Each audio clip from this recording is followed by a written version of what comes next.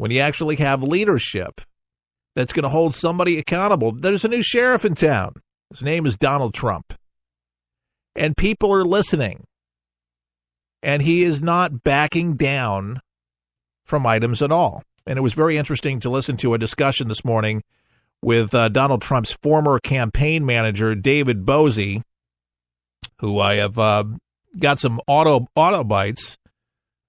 And we're going to cue him up in just a second so you can kind of hear these because he explains it pretty well. And so if you've had any doubts or anything like this, Donald Trump is doing his job.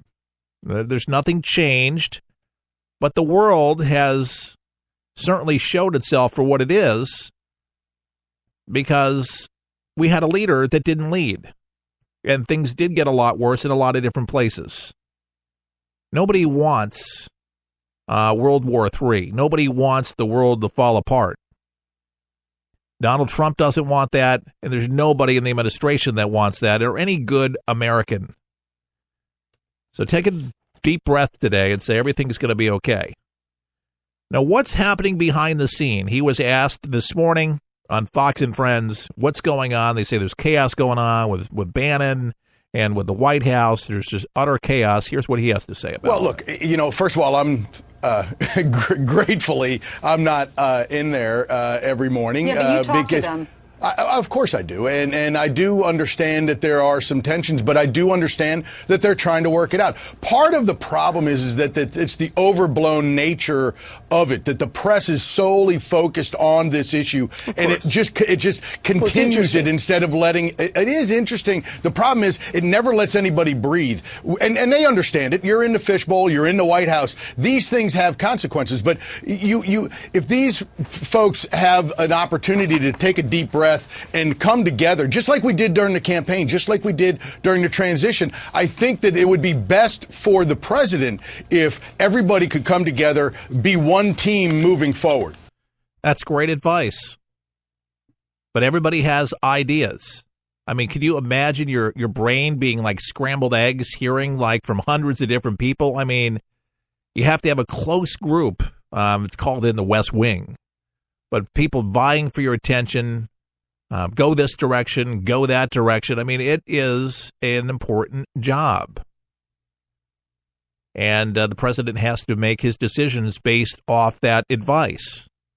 And I think Donald Trump has acted accordingly. So far, I think he's done a great job, and he's been concentrating on the most fundamental issues, the economy, which was a big one. And we also know that immigration's been another one. That's going full speed ahead. Healthcare didn't go the way he wanted it. Everybody knows that. And hopefully that'll be the next time it goes through, it goes through.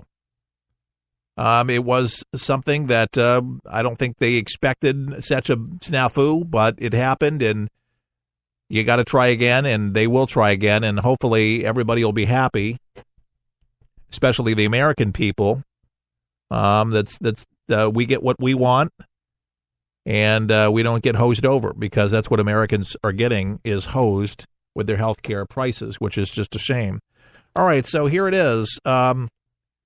What's happening behind the scenes were that not focusing on trade per se, but North Korea. What can happen there? Can they mend fences? Well, first of all, as Americans, we all have to hope and pray for the president that he's able to do that. Look, this North Korea, the leadership there in that country is the problem. Not President Trump, not the Chinese, not the Russians. It's the leadership, because they're unhinged. They don't put off a vibe that you can work with them. They don't work with other countries in their region well. They don't work with anyone around the world well. So what it is President Trump's coming into office and learning all of these things that he has done. And I think that this is something that the president is fully in command of and fully paying attention to. And I think if anybody can do it, he can. All right. And the decision to work with China, everyone said, well, he's cozying up with NATO and all of that.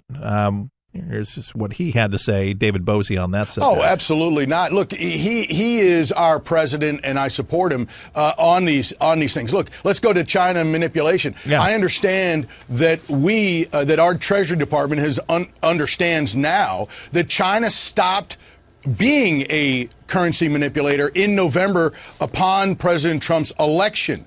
And so for the last 6 months, we have shown, I understand, that China has stopped that policy. Through President Trump's tough talk, he has been able to get them to change their behavior. And now, if that is the case, and they're no longer currency manipulators, and we are able to deal with them on a level playing field, that changes everything. And the president has won that without having, so he doesn't need to call them currency manipulators if they are no longer doing it. So I think these things have a life. Look, with NATO as an instance, look, President Trump is skeptical because he wants every nation to really pay their own way, to lift and carry their own water. Imagine That's that. really what the crux of the NATO issue was about it, and whether it's the criticism of NATO or the United Nations, it's that we, the United States, pay for everyone else. And I think that's really, but that's also coming to fruition because these other countries around the world are starting to pay attention to that and doing more. I think you're seeing, whether it's in Western Europe or around the world, that countries are coming to the table to say, we're going to do our part. And I think that's a win for America.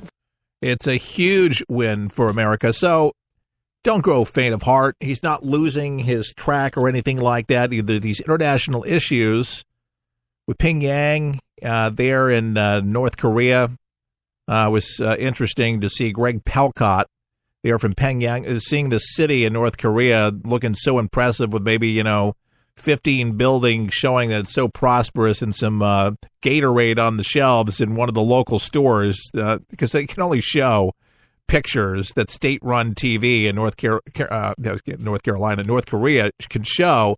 And, they're trying to impress the world as if, they're going forward and they're so prosperous and their economy is so great. And you're looking for the bull of Wall Street. They're trying to show this picture that they're such a prosperous country. The only one who's prosperous is him and a few people there in his country that are yes men, because if you don't say yes and do what you're told, you get killed, and family members as well. But very interesting. It's all about leadership, folks. It's about leadership. Yeah. It's about leadership. Barack Obama simply sat back and was really the puppet for the world. And I think that we now have a new sheriff in town, and it's a great thing, whether it's economically or for jobs or for our national security. I had to put it in there. Summarizes it pretty nicely, but, it makes me feel much better. I'm hearing David Bozie because he did a really good job, still talks to the president, still involved. And, these things are going to happen. These are growing pains that every president goes through when they're trying to put their cabinet together and trying to find their sea legs, as you will. But there's just so many issues that you can see that have to be handled that have been just merely swept under the carpet and have built up in a negative way. In our city streets, to do with our crime rates, which are terrible in Chicago, with our immigration, which is just out of control. And now there's a task force that's being put together with Donald Trump that's going to be able to handle this, kind of like a division of Homeland Security. Well, this will be a division of deportation to be able to really handle this in an effective manner so they can really eject people that just don't need to be there. And as Trump has said, from people that are criminals, people do not deserve to be in our country, that have violated, that have broken our laws, and should be ejected first and foremost. And it's a shame, but these so-called sanctuary cities where mayors think that they're being bleeding hearts and lovely and loving on these people and protecting these people, what they're doing is they're running our country further into the ground. And it's not them that's writing the checks. They're not writing it from their checkbooks. They're not inviting them into their kitchen and making their kitchen soup kitchens. They are from the Upper East Side in Manhattan or wherever their houses are. They're not doing it. They're doing it for paid voters because they can get those illegal votes and get themselves into their respective offices. And that's the way the Dems has been able to use the illegals to their advantage or use minorities. And it's a fact. It's what they do. That's how they do it. They could care less about minorities. And as a matter of fact, minorities know it, and they got hip to it, smart to it. They realized there was a bunch of hot air from Barack Hussein Obama when they voted the guy in, that the guy was a bunch of hoopla. It was a bunch of garbage. And so they got smart and voted for Trump. They voted for Trump. Yes, college-educated women voted for Donald Trump. You betcha. They voted for him. Blacks, Hispanics, Cubans, like never before in Florida, love Trump because he's good for the economy. He's good for our country. And he's a patriot. He loves this country. And to me, folks, to love your country, to really understand God and country and all the apple pie and parades and all the good stuff that we enjoy over here, none of it ever should be taken for granted. All of it is precious. All of it is beautiful. And there's so many other places on this planet that do not have any of our prosperity, any of it. And they're not very happy campers. They're not happy. They don't have true freedom as we have it. And a lot of people suppose that we have too many freedoms over here, but we're free. And you can start a business over here. You can go as far and as wide as you want to go. It's amazing how far an individual can go when they are committed to going forward to do that. In America, you can do that. No place on earth provides the opportunities the way that we do in this country. And to keep it free, thank God for the men and women in uniform that have sacrificed their lives and have given their lives or are serving right now or have lost their lives, and families that have given their sons or daughters. And we can't thank you enough here at For the People. Thank you. Every time there's a 4th of July, every time there's a parade of any, I just, and I see that flag, I think of men and women. I drive by the VFW, and, you see the old men, people in the cemetery there that are straightening out the grave markers or taking the leaves off the grave markers, and it brings a tear to your eye.